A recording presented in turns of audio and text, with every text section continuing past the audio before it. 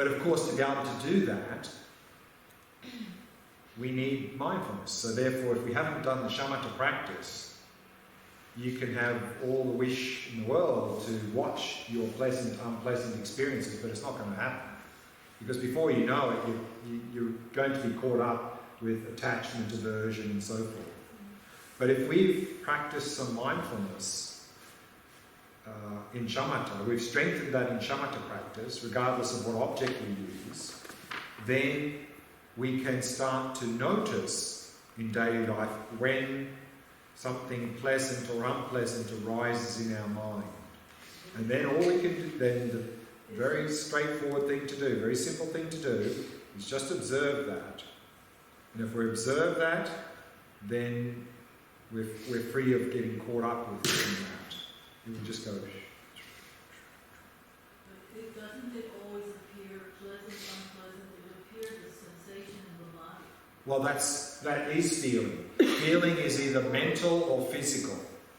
So here, when I say pleasant, unpleasant, neutral, you can have pleasant, unpleasant, neutral appearing in the mind and in the body. So just observe both of those. It's the same word. Feeling is Vedana. When we talk about feeling with respect to Vedana with respect to the body, it's translated as sensation.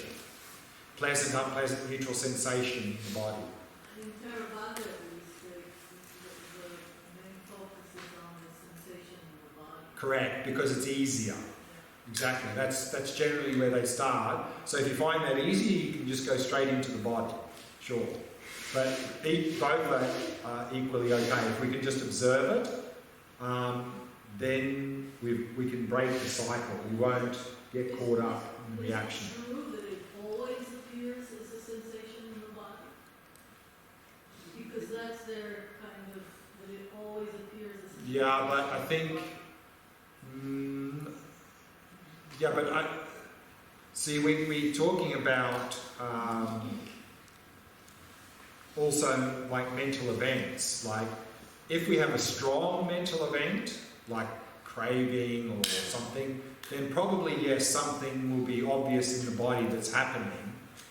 But I don't think necessarily there will be that happening. You know? I fail to see how that will help me not go to the other things. It's because, in a way, the other step, because if I observe the feeling, it doesn't go away. No, it doesn't go away, but now you're observing the feeling and not the object that's causing it. Alright. So if you're observing the feeling, then if it's a pleasant feeling, you'll enjoy it and it'll pass. And if it's unpleasant, you won't create any suffering. It'll just be unpleasant and it'll pass. Because you're not now focusing on the object, you're focusing on the feeling itself. Great.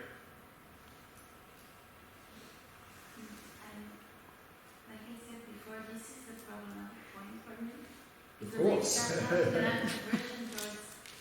My focus is now on the feeling, but I have so much reaction to the feeling. It's not just mindfulness. I have a lot of judgment or craving for certain feelings. Yeah, so already you're down here.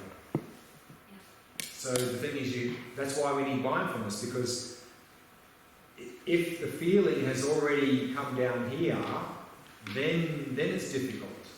But the object has changed. What? The object has changed. Now it's not the thing or the person, it's the internal experience that is the object of my aversion, attachment, ignorance. Yeah, but then you're not watching it. If you're watching it, you're free of it, meaning you can't react. So again, the key is improving mindfulness, because without mindfulness we will react, because that's our habit. I mean, we're stimulus reaction, stimulus reaction, stimulus reaction. And that's what will happen. So we can have all the desire in the world to just watch these pleasant and unpleasant things, but if we haven't really worked on mindfulness, I think it's not going to happen. We're just going to be down here. We're going to be caught up in our reactions. I mean, so just having the wish to do that is not enough. We have to really strengthen the mindfulness. And then you'll find, because remember, these things are building up. If we catch them early, then these won't take hold of our mind. So if we can simply watch this before these mental afflictions start building up, then they can't. I'm still, this is my problem because it's also my barrier towards mindfulness. I cannot watch something because I immediately react to that, and then I need to watch my reaction, but I have another reaction.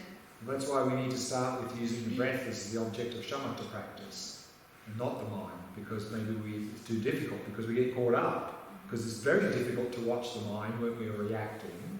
So therefore, start with the breath, develop mindfulness more, and then you may, when you turn here, you may actually be able to, particularly if it's not very strong, pleasant, unpleasant, you'll be able to watch it and you just do that. And then also for me, what was very beneficial and helpful is not just the mindfulness, but also the understanding that, like for instance, impermanence, and also as I told you, the meditation that you gave me to do tomorrow, but also that you did on anger, also really helped. So for me, it was also the knowledge behind those things that helped me then apply those things also, but encouraged me to do that and then help more further on even when I lost it. Yeah, particularly I think impermanence is very helpful at step 4, as we're going to see shortly. But yes, impermanence in general, of course, is very helpful in the whole process, particularly if you have some experience of that. Yes. Can you explain why do they divide it to attractive, unattractive, and neutral? Like there are feelings that are more complex than that, maybe. Complex. Yeah, I mean, I don't know. Fear and hatred are not the same as unattractive, or I don't know. Like unattractive can have many colors. So Yeah, but it's pleasant and unpleasant that lead to all of this. Yeah, that's what I meant. Like unpleasant, there are a lot of types of unpleasant. So why does it matter? Because that group, which of course there are many flavours of it, leads to aversion. Because they're all whatever flavour it is, we don't like it. This we like, this we don't like, this one we don't really care so much. So yes, there are many different flavours of unpleasant and pleasant, but it's still, we want whatever flavour of pleasant we want, whatever flavour the unpleasant is we don't want. We want it to go away. So to see what I feel with mindfulness, I need To what? to see which one, if there's an object and I want to understand if it's pleasant, unpleasant, or neutral. This is not understanding, this is just arises. From this comes fear, anxiety, aversion, hatred and all that. That's down here. That's the next, that's a reaction to that. So I'm not really going to see unpleasant, I'm going to see something different, but it is in the category of pleasant. When applying shamatha, when applying mindfulness. Yeah, you're just watching and you see an unpleasant feeling or unpleasant sensation coming up. And you just watch that. That's all. We don't have to understand anything about it, we just watch it. It's just pure shamatha. What happened to the feeling when the seeds of ignorance cease? When the seeds of ignorance cease, what Gone. happened to the feeling? Still there, but then the only way we can have mental afflictions and suffering is because of this. No, when the ignorance is completely gone. Right, then we can still have pleasant, unpleasant, but it's okay. No problem. I mean, that'll never lead to any suffering, and that'll never lead to any craving and attachment, impossible. Why? It's hurt. Huh? The unpleasant sensation in the body, it's hurting. Only because there's a target. Example, Like if I have a bad sensation in the stomach. bad, but it's just a sensation. Like for example, let's say it's 40 degrees outside. We go outside, we go, oh, so much suffering, yeah? Suffering. And then we go into the sauna. Sauna's 80 degrees. We go, wow, that's so nice. What happened? Double the sensation. Double. Double intense, but now it's pleasant suddenly. So it's Same sensation, double intensity. So it's my perception about the sensation? So, yes. So therefore, if we have no target, unpleasant doesn't really mean so much. It's just a type of sensation. What do you mean target, not target? I have no target now, I have a sensation in my stomach and it's not... Target means it's happening to me. Uh-huh. It's me, I'm experiencing this. Now I don't like that sensation. So the first one, the seed of ignorance, it's just to say who is having this sensation? So that's why if we eliminate ignorance, then there can be no target. There's no... So I can help with the question, who has the sensation? Ooh. Remember, ignorance is a false So sense if I of want you. to go to step one, to what the question can help me to see it as a sensation, not my sensation. Yeah, but it is your sensation. We're not saying there's no you. When I say no target, I mean no false grasping to you. So can I have a question to help me? Not to have this false target? That's what we were doing up here. So what is the exact question that you can ask in this minute? Where is the me that is experiencing this sensation? Find the me. Find the me that is having this. This is what we were going to do a bit more down here as well. This is very helpful down here as well. Where is the me that is getting angry or is having attachment arising? Look for that me.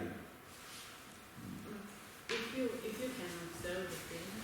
Sorry? If you can observe the feeling, so what is the difference between observe the feelings but still have the sense of ignorance and not have the ignorance? Well, if you can observe it 100%, then you won't react.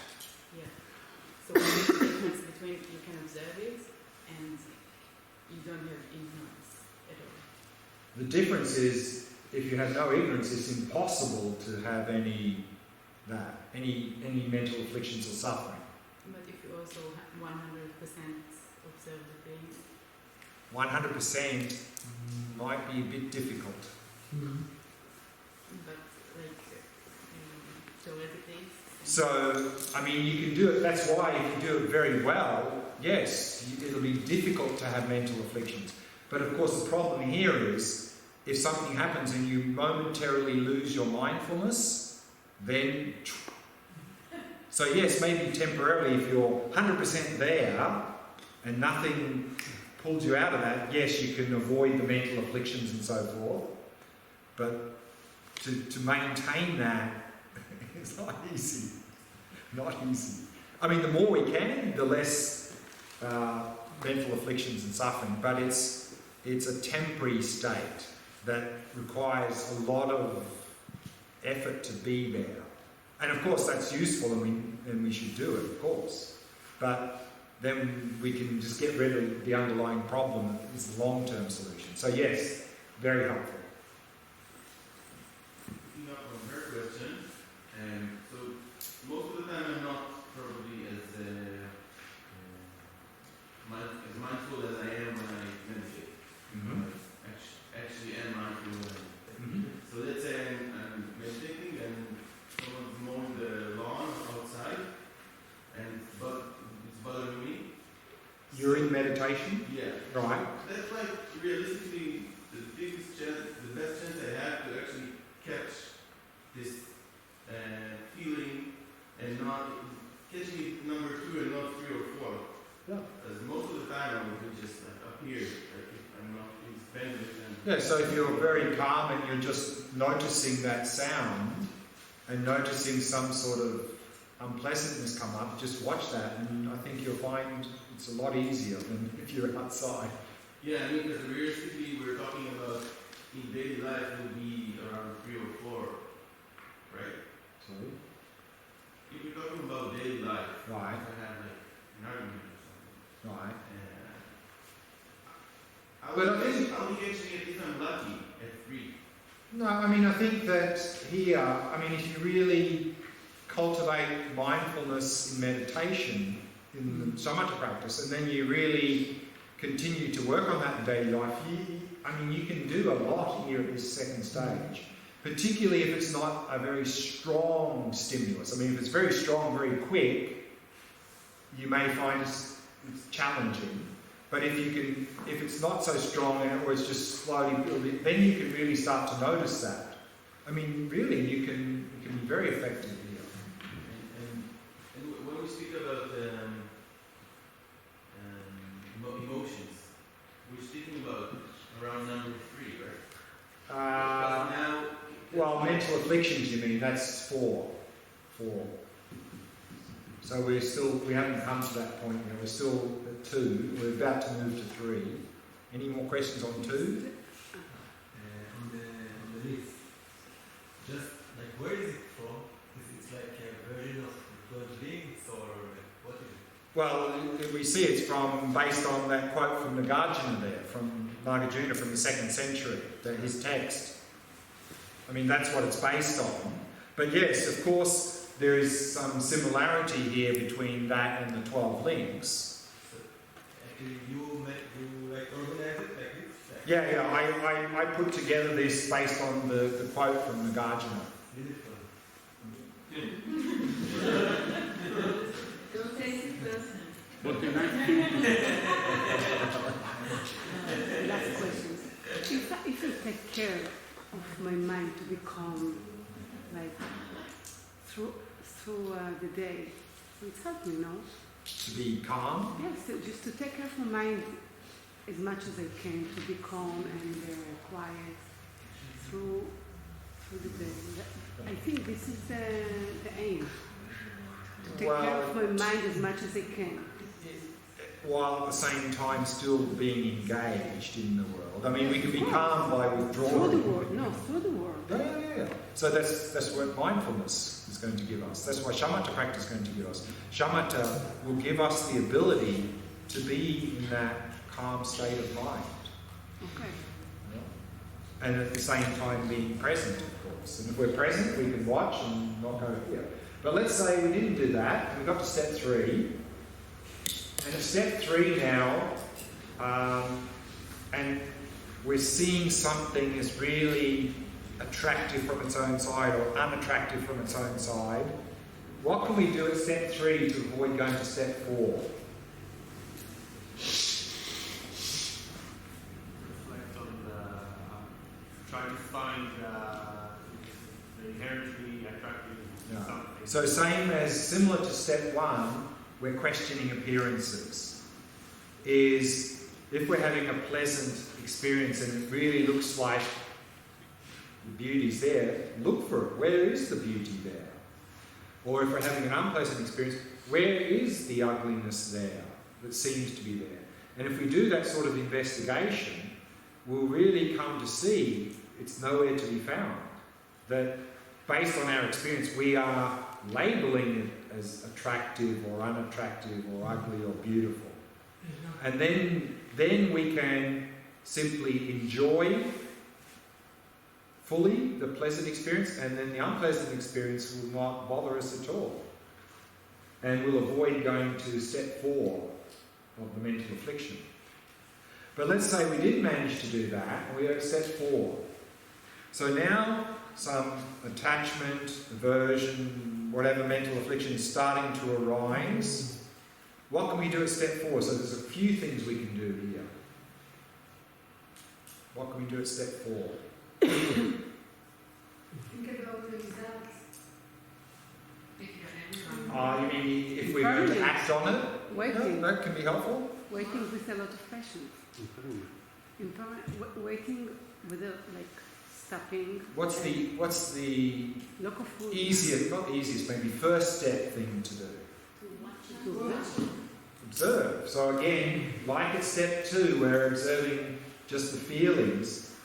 If we can simply observe these mental afflictions as they're arising, we're free of them. They can't do anything. But of course, if we have not cultivated mindfulness in the Shamatha practice, it's going to be extremely difficult to do. Because what's going to happen is by the time we notice them, they've already got to control of our mind and we're out of control. So if, of course, we have strengthened our mindfulness in Shamatha, then we can catch them early when they're just starting to arise, and then very simply just watch them. If we watch them, we're free of them. They can't do anything. And of course, again, if we're watching the mental affliction itself, we're not focusing now on the thing that's feeding it, so there's nothing feeding it. So again, it can't go anywhere, it'll just arise and pass, rise and pass, rise and pass. So that's one very effective thing to do here, is just observe. But in addition to that, there's a few other things we can do. You can think positive about the thing that is make us aversion.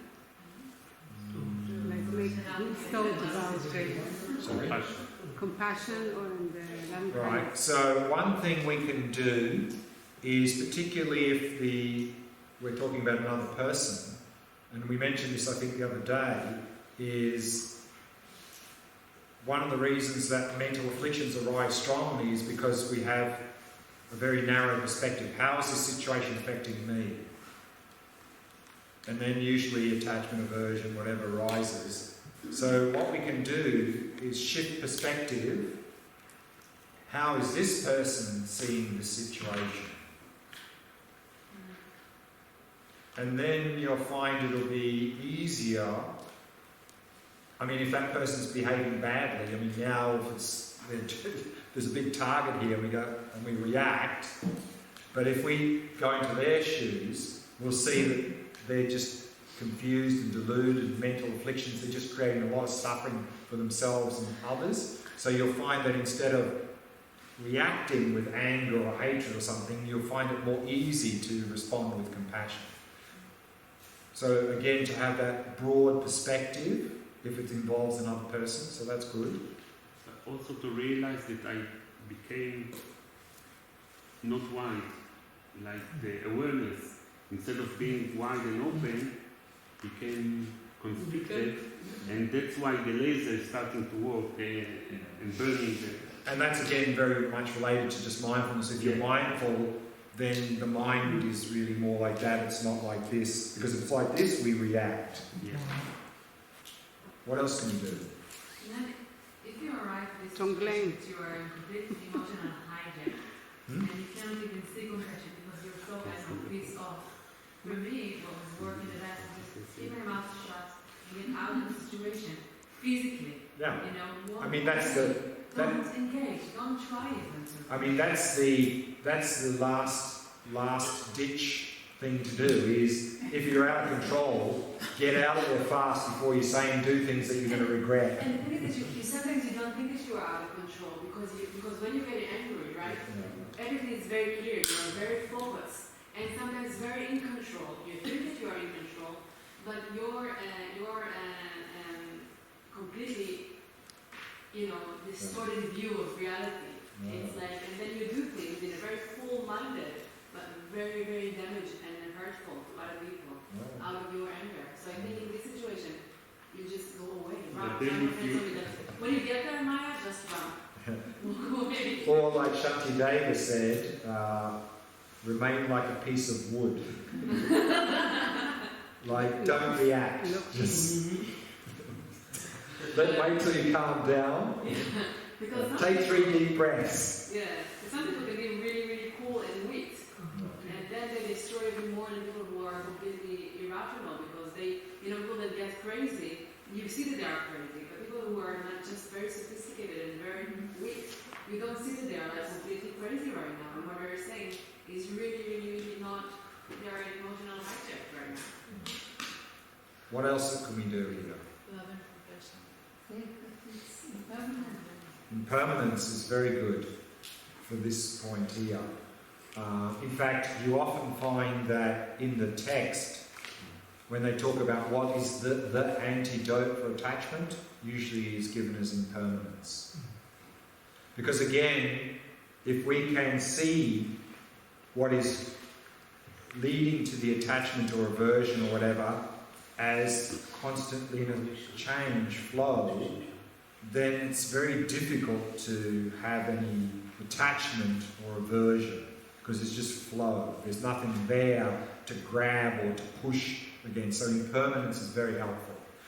Trying this in the last meditation and with the person I was thinking about was very hard. It was heartbreaking. What's that? Seeing them changing, like giving up. And what? Yeah. But I mean, isn't change the reality of life? So isn't change the reality of life? So either we can accept that and work with it, or we can suffer. Exactly. But what made you suffer is attachment. Not the person getting old. Your attachment made you suffer. Didn't it? Yes, but it was bigger than me at this point. Yeah, that's right, because we got caught up in it. So that's why here, one of the things to do is if attachment is arising, we can watch it. But the other thing we can do here, but again, this implies that we have some understanding of emptiness, is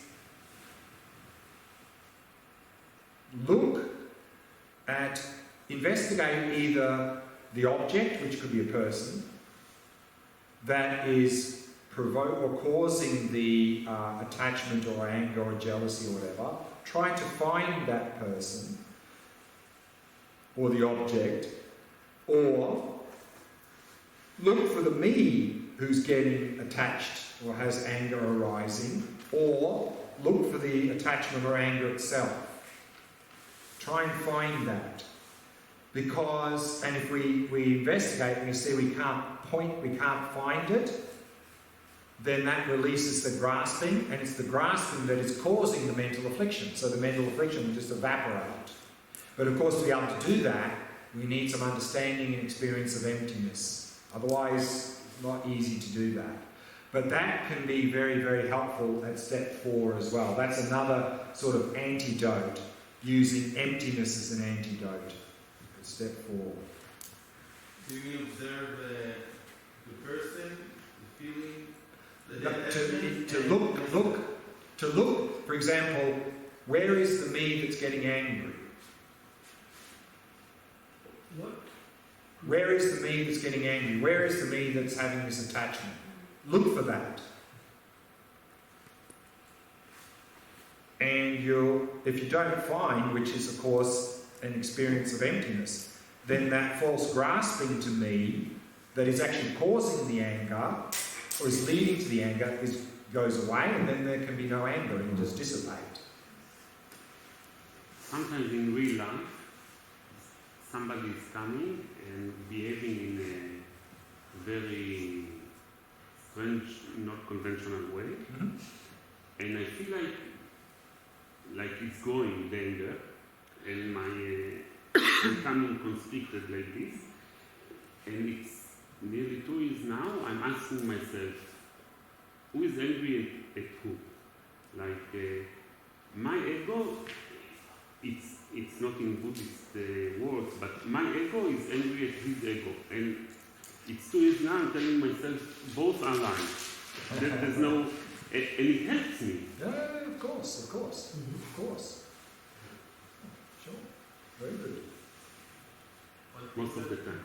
I found out that, and it relates a bit to what you said, that when I find myself in attachment, I start beating myself. Beating yourself. Why I'm in attachment? Why I'm doing this? What I I should do, or my